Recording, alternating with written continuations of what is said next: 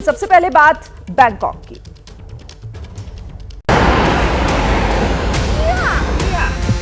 जब बहुमंजिला इमारत गिरे और उसके नीचे सैकड़ों की संख्या में लोगों के दबे होने की आशंका हो तो उनके परिवार वालों पर क्या बीतेगी, यह दर्द हम ग्राउंड जीरो पर आकर महसूस कर पा रहे हैं। जो कल हुआ ऐसा मंजर पहले कभी भी मैंने महसूस नहीं किया था।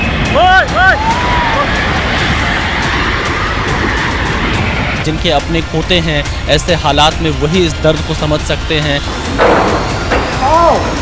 आंखों में आंसू हैं, बहुत परेशान हैं कि उनके अपनों की कोई खबर, कोई सूचना उन्हें मिल पाए।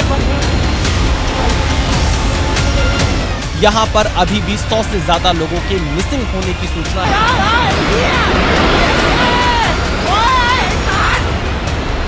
थाईलैंड में आए भूकंप को 24 घंटे से ज्यादा वक्त बीत चुका है और अभी भी यहाँ रेस्क्यू ऑपरेशन चल रहा है। ऐसा लग रहा था हम लोग उड़ रहे हैं, एक तरफ से दूसरी तरफ ऐसे हो रहे थे।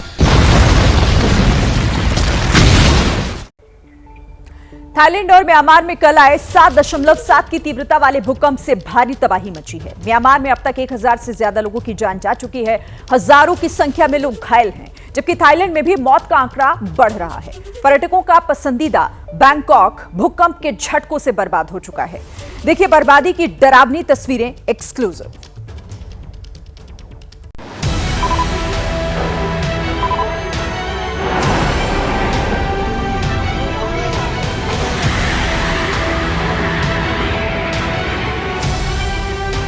एक सेकंड, 2 सेकंड, 3 सेकंड, 4 सेकंड और बहुमंजिला निर्माणाधीन इमारत का नामो निशान मिट गया।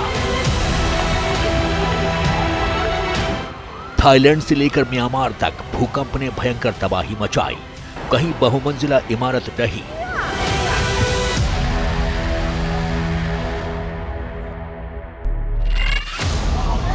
कहीं ऊंची ऊंची इमारतें झरना बन गईं। धर्मस्थल ध्वस्त हुए। सालों साल बने पुराने ब्रिज टूट गए। सब कुछ ताश के पत्तों की तरह बिखर गया। 24 घंटे में म्यांमार और थाईलैंड की धरती 15 से ज्यादा बार हिल चुकी है।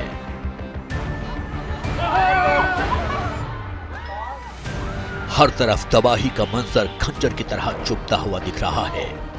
भूकंप की हर खबर आप तक पहुंचाने के लिए एबीपी न्यूज संवाददाता विशाल पांडे सीधे ग्राउंड पर पहुंच चुके हैं। भूकंप के बाद कैसे हैं हालात, विशाल पांडे आपको एक एक जगह से एक एक रिपोर्ट कैमरे पर दिखाएंगे।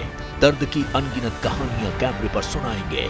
सबसे पहले विशाल पांडे उस निर्माणाधीन इमारत के पास पहुंचे जो इस वक्त पूरी दुनिया की सुर्खियां बनी हुई है।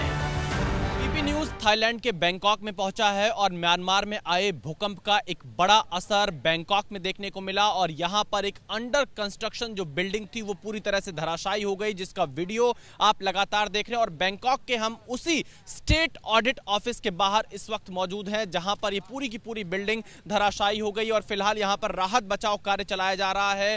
और इधर रेस्क्यू अभियान जारी था, उधर अपनों की तलाश में आस लगाए लोग उसी बिल्डिंग के पास इकट्ठा हो रहे थे। लाखों की आंखों में आंसू और इंतजार के अलावा कोई चारा नहीं बचा। कुदरत के इस कहर ने सब कुछ तबाह कर दिया। हमारे साथ जिस महिला को आप देख रहे हैं, इनकी माँ और बेटी इस वक्त इन्हें नहीं मिल पा रही हैं। ये उनकी तलाश में है, काफ़ी देर से यहाँ पर बैठी हैं। यहाँ पर मैं इनसे जानना चाहूँगा, how long have you been waiting here for your mother and sister? More than 10 hours. 10 hours. Yes. ห่วงแม่กับน้องหนูไม่รู้ว่าจะเป็นยังไงบ้าง ये दुख है, अपनों की तलाश है, आंखों में आंसू है और इस वक्त आप जो तस्वीरें यहाँ पर देख पा रहे हैं ये बताने के लिए पर्याप्त है कि किस तरह से लोग परेशान हैं, क्योंकि जिनके अपने खोते हैं ऐसे हालात में वही इस दर्द को समझ सकते हैं। इन सब के बीच बड़ी बड़ी मशीनें सड़क पर आने लगी। रेस्क्यू अभियान तेज होने वाला था। सुबह हुई तो रेस्क्यू का काम तेज हो गया। बड़ी बड़ी मशीन काम में जुट गई, मलबा हटाया जाने लगा। थाईलैंड में आए भूकंप को 24 घंटे से ज्यादा वक्त बीत चुका है और अभी भी यहां रेस्क्यू ऑपरेशन चल रहा है। स्टेट ऑडिट के ऑफिस के बाहर इस वक्त हम मौजूद हैं। थाई आर्मी को बुलाया गया है। थाई आर्मी की मदद से रेस्क्यू को आगे बढ़ाया जा रहा है। ये पूरा रेस्क्यू ऑपरेशन इस वक्त आप एबीपी न्यूज पर देख पा रहे हैं। एम्बुलेंस यहां पर तैनात कर दी गई कि अगर जैसे भी किसी को मलबे के नीचे से निकाला जाए, उन्हें तुरंत अस्पताल पहुंचाया जाए, तुरंत उन्हें इलाज मुहैया कराया जाए। थाईलैंड और म्यांमार में आए भूकंप से तबाही का मंजर है। लोगों तक राहत पहुंचाने के लिए बड़े लेवल पर रेस्क्यू ऑपरेशन चलवाया जा रहा है।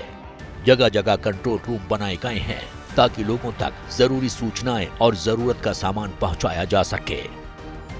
बैंकॉक में जहां पर बहुमंजिला इमारत गिरी है और जिसके मलबे में अभी भी बड़ी संख्या में लोग दबे हुए हैं, उनको लेकर एक अस्थायी कंट्रोल रूम इस जगह के बाहर बनाया गया है। और आप देखिए यहां पर बाकायदा ऑफिसर्स बैठे हुए हैं और हर घंटे की रिपोर्ट यहां पर दी जा रही है। परिजन यहां पर कंट्रोल रूम में आकर जानकारी दे रहे हैं, पता कर रहे हैं, अपनों के बारे में पहचान कर रहे हैं कि कोई जानकारी उन्हें यहां पर मिल सके। दुनिया के सबसे पसंदीदा पर्यटक स्थलों में से एक बैंकॉक में इस वक्त सन्नाटा पसरा है। लोगों ने हाई राइज बिल्डिंग छोड़ दी हैं। लोग सुरक्षित ठिकानों पर पहुंच रहे हैं। घरों में बड़ी बड़ी दरारें पड़ रही हैं। बैंकॉक में बड़ी संख्या में भारतीय रहते हैं। विशाल पांडे उनके घर गए और हालात का जायजा लिया। आप ये देखिए, ये एक घर में मैं मौजूद हूँ। भारतीय परिवार यहाँ पर रहता है। ये क्रैक इस तरह का इनकी दीवारों पर आ चुका है और इसके अलावा मैं आपको दूसरी तरफ का हिस्सा दिखाता हूँ। आप इधर भी देखिए, इधर ये पूरा दीवार यहाँ पर क्रैक हो चुका है। इस घर में भी ऐसे ही क्रैक आपको जगह जगह हर घर में दिखाई पड़ेंगे। क्या हुआ था जब ये भूकंप आया, कैसा यहाँ पर आप लोग को पता कैसे चला कि भूकंप आया और उस वक्त क्या हुआ? अचानक से हमें लगा कि कुछ हिल रहा है, तो पहले लगा कि मुझे चक्कर आया है। फिर मैंने इनसे बोला कि है ना चक्कर आया है। ये बोले नहीं चक्कर नहीं आया, भागो भूकंप आया है। और ऐसा लग रहा था हम लोग उड़ रहे हैं, एक तरफ से दूसरी तरफ ऐसे हो रहे थे। पूरा घर शेक कर रहा था और इतनी आवाजें हो रही थी, इतनी तेज आवाजें थी, हम लोग बहुत डर गए थे। इतना ज़्यादा हिल रहा था कि मैं इस टेबल से वहाँ तक जाने में 2-3 बार लड़खड़ा के गिर गया। पहले भी भूकंप के झटके महसूस किए हैं मैंने, लेकिन जो कल हुआ ऐसा मंजर पहले कभी भी मैंने महसूस नहीं किया था और मुझे लगता है कि दोबारा भगवान करे कि कभी महसूस भी ना करूं।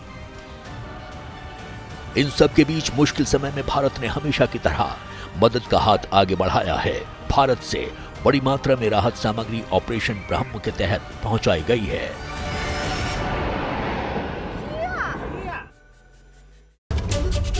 आइए अब सीधे ग्राउंड पर आपको लिए चलते हैं। बैंकॉक से हमारे संवाददाता विशाल पांडे लाइव इस वक्त हमारे साथ जुड़ गए हैं। विशाल, अभी क्या वहां पर हालात है, किस तरह से रेस्क्यू ऑपरेशन चलाए जा रहे हैं, क्या कुछ फिलहाल आप देख पा रहे हैं वहां?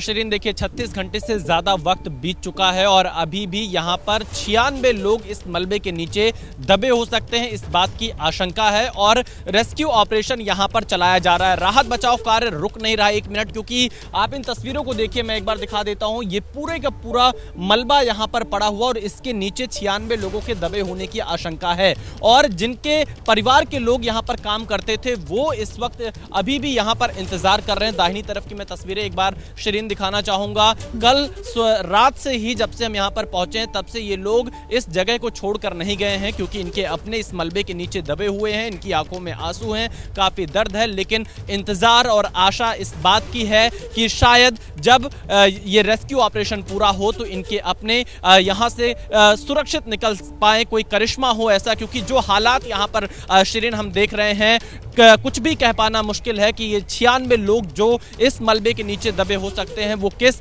हालत में होंगे, क्योंकि अभी भी काफी समय इस पूरे मलबे को हटाने में लगेगा। कई बड़ी बड़ी मशीनें, क्रेन यहाँ पर लगी हुई हैं मलबे को हटाने के लिए, लेकिन वक्त बहुत लगेगा। बहुत बड़ी इमारत थी ये, बहुमंजिला इमारत थी और अचानक से ये इमारत जब भूकंप आने के बाद गिरी, सैकड़ों की संख्या में मजदूर यहाँ पर काम कर रहे थे और अभी भी दबे हुए हैं। शिरीन, आप नजर बनाकर रखिएगा। बहुत शुक्रिया फिलहाल आपका विशाल इस तमाम जानकारी के लिए।